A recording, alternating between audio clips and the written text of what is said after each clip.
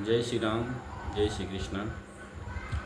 सच्चिदानंद रूपाय विश्वोत्पत्त्यादिहेतवे तापत्रय विनाशाय श्री कृष्णाय वयं नमः। मैं पूज्य संत श्री रविनंदन जी महाराज आप सभी को हरिओम, जय श्री राम, प्रणाम। कई भक्त लोग अक्सर पूछते हैं कि महाराज जी, श्राद्ध हमें कैसे करना चाहिए और क्यों करना चाहिए। देखिए भाई, सीधी सी बात है, जिस माँ बाप ने हमें जन्म दिया,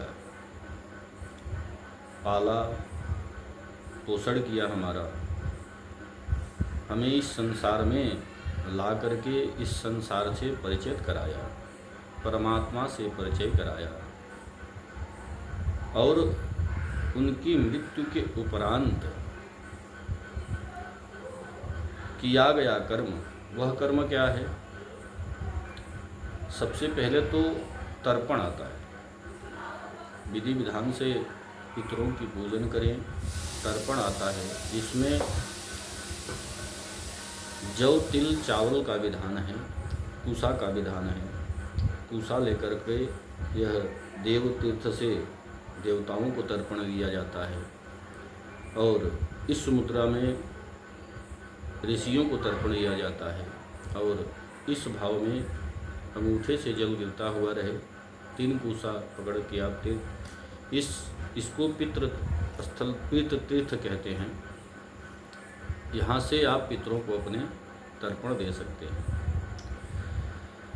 और श्राद्ध कर्म कहा जाए तो हमारे सनातन धर्म में जो भी अपने पितरों के मोक्ष के हितार्थ, मोक्ष क्या है,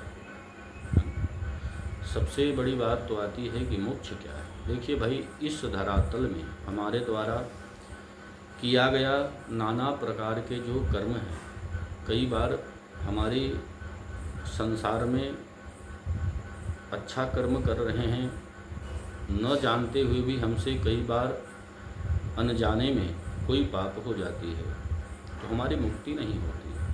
उसी की मुक्ति को हम मोक्ष कहते हैं। एन केन प्रकार, किसी प्रकार आपकी जीवित आत्मा में आपने संसार में रहते हुए अगर आपने कोई कर्म गलत किया, किसी के अहित कोई कार्य हो गया, नाना प्रकार के कलयुग हो गया, नाना प्रकार के कर्म होते हैं। कई बार हम अच्छा भी हो जाता है हमारे हाथों, कई बार बुरा भी हो जाता है। तो जो बुरे कर्म हैं, उसी का पश्चाताप हम जीवित रहते हुए अगर हम नहीं कर पाते हैं, तो मरने के उपरांत हमारे पुत्र के द्वारा किया गया पिंडदान, क्योंकि मरने के उपरांत जब आत्मा यमलोक जाती है, यमराज के पास, तो वहाँ चित्रगुप्त हमारे द्वारा किए गए पुण्य कार्य और गलत कार्य, पुण्य और पाप दोनों की लेखा जोखा करते हैं। उस लेखा जोखा से जो निर्णय लेते हैं कि भाई इतना इनके पाप हैं और इतना इनके पुण्य हैं, तो जो हमारा पुण्य से अधिक यदि पाप होता है, तो उस पाप का भी हमें यमलोक में दंड मिलता है। नाना प्रकार के नरक हैं। कभी आप गरुड़ पुराण सुने तो देखें कि नाना प्रकार के जो पाप होते हैं, उस पाप को भुगतने के लिए हमें यमराज जी हमें दंड देते हैं।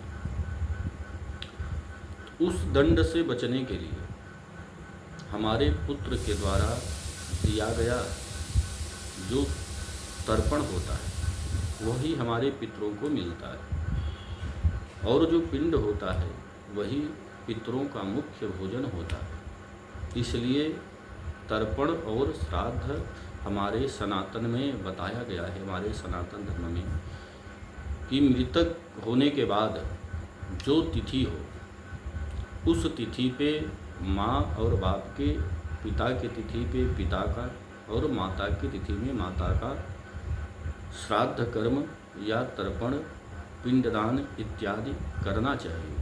और ऐसी प्रार्थना भी करना चाहिए कि हे नारायण, हे भगवान, किसी कारणवश हमारे जो पूर्वज हैं, माता पिता, असदगति अगर उनको मिली हो, किसी भी नरक में किसी प्रकार की यातना भुगत रहे हों, तो उनके कृपया हमें, हमारे पितरों को सदगति प्रदान करें और हमारे पितरों को गौलोक प्राप्त हो, विष्णु लोक प्राप्त हो, साकेत लोक प्राप्त हो। इस भावना से उनको सदगति मिले, इस भावना से प्रार्थना करते हैं कि हमारे पितरों का आक्रोश हमारे ऊपर न आए, हमारे परिवार के ऊपर न आए, उनकी भी कृपा बनी रहे। इसलिए पितरों का विशेष श्राद्ध और तर्पण करना चाहिए। उनकी कृपा से हमारे घर परिवार में जो एकाएक कोई दुखद समाचार आ जाता है, अनावश्यक हमारे काम बिगड़ जाते हैं, हमारे कई बार काम बनते बनते रुक जाते हैं, तो यह जो नाना प्रकार के दुख हमारे ऊपर पड़ता है, तो इस सारे जो दुख है, दुखालय,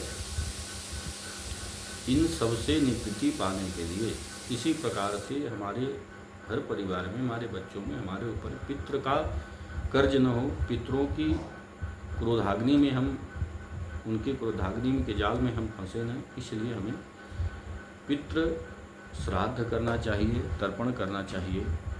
वार्षिक श्राद्ध हो, जैसे पितृपक्ष आता है, पितृपक्ष में 15 दिन का एक पक्ष होता है। आश्विन महीने का जो कृष्ण पक्ष होता है 15 दिन का होता है पूरा पक्ष। उस पक्ष में आप ये ध्यान रखिए कि हमारी माता का श्राद्ध कब है और हमारे पिता का श्राद्ध कब है।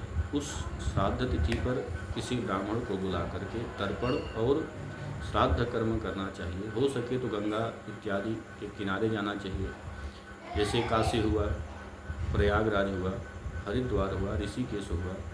यह श्राद्ध कर्म के लिए बड़ा पवित्र स्थल माने गए हैं। तो यहाँ पर जा कर के अपने पूर्वजों के नाम, माता पिता के नाम पिंडदान और श्राद्ध करना चाहिए। किसी कारणवश यदि त्रुटि हो जाती है तो आप अमावस्या के दिन सर्व पितरों के निमित्त यह कार्य कर सकते हैं। हरिद्वार में नारायण शिला भी है। देखिए, भगवान नारायण की 3 खंड हुए थे। पैर भगवान नारायण के गया में है और जो बीच का शरीर का हिस्सा है वो नारायण शिला हरिद्वार में है, और जो भगवान का सर है यानी गर्दन के ऊपर का हिस्सा यह बद्रीनाथ है। बद्रीनाथ में आप जाएं, वहाँ पे भी आप यह कार्य कर सकते हैं। जब भी मौका मिले कभी आपको, तो आप जा कर के अपने पूर्वजों के निमित्त, अपने माँ बाप के निमित्त, भाई जिसने हमें संसार में लाया, हाँ, यह संसार दिखाया, संसार से परिचित कराया, तो उसके लिए क्या हम इतना नहीं कर सकते? हमारा फर्ज है, हमारा दायित्व बनता है। क्योंकि ऊम नाम नरको त्रायते इति पुत्र। ऊम नाम का एक नरक होता है, बहुत ही प्रताड़ित होता है वह नरक। तो उस नरक से हमें बचाता कौन है? पुत्र बचाता है, ऐसा हमारे शास्त्रों में बताया गया है। तो हमारा फर्ज है कि हम अपने माता पिता के नाम से तर्पण और श्राद्ध करना चाहिए। 3 पीढ़ी का होता है, पिता पर पिता और वृद्ध दादा, जैसे पिता हुए, दादा हुए और वृद्ध पर दादा हुए, वैसे ही नाना परनाना और वृद्ध पर नाना, इधर दादी परदादी और वृद्ध पर दादी, और उधर नानी परनानी और वृद्ध पर नानी। आपके कोई पिता के भाई और कोई बुआ मौसी, जो भी आपके अपने, जो आपका गोत्र होगा और जो आपकी माता का गोत्र होगा, मामा तक का गोत्र लिया, मामा तक को लिया गया है। मामा के पुत्रों को नहीं लिया गया है और पिता के पुत्रों को नहीं लिया गया है। तो जो भी स्वर्ग जिनका स्वर्गवास हो चुका है, जो शरीर छोड़ चुके हैं, उनके निमित्त आप तर्पण कर सकते हैं और सभी पितरों के निमित्त आप पिंडदान भी कर सकते हैं। ऐसी मान्यता है हमारे सनातन धर्म में। जो पितृ कार्य करता है उसको परमात्मा की विशेष कृपा होती है और पितृदोष नहीं मिलता। सबसे बड़ी बात तो पितृदोष इसी कहा गया है कि जब पितरों को कुछ मिलेगा ही नहीं, जब उनको जल नहीं दोगे, जब उनको भोजन नहीं दोगे, तो उनकी आक्रोश कहाँ जाएगी आखिर?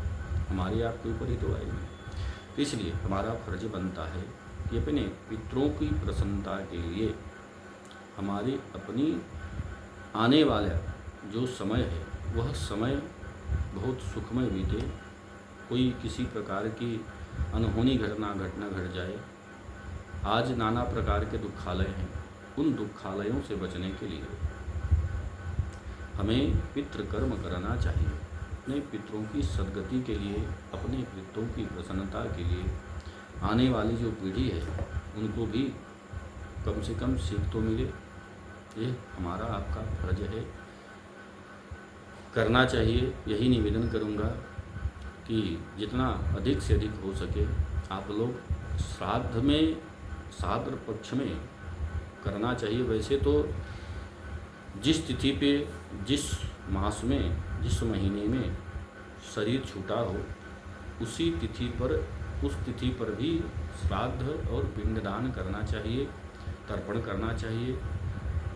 यदि किसी प्रकार से आप भूल गए, नहीं कर पाए हैं, तो वार्षिक श्राद्ध, वर्ष में पितृपक्ष 15 दिन का होता है, तो 15 दिन तक आप हो सके तो नाखून, बाल इत्यादि न करें और हो सके तो तिथि पे क्षौर कर्म करा लें, उस तिथि पर ही पिंडदान करें और ब्राह्मण को बुला करके पूजन कराएं, पितरों का पूजन करें, पितरों के निमित्त तर्पण करें और ब्राह्मण को भोजन करा करके उचित दक्षिणा दें। यह हमारा धर्म कहता है, क्योंकि ब्राह्मण जब भोजन करता है तो उससे भी आपके पितरों को तृप्ति मिलती है। इस प्रकार हमारा विशेष अनुरोध है, कृपया श्राद्ध कर्म जरूर करना चाहिए। जय श्री कृष्णा, जय श्री राम।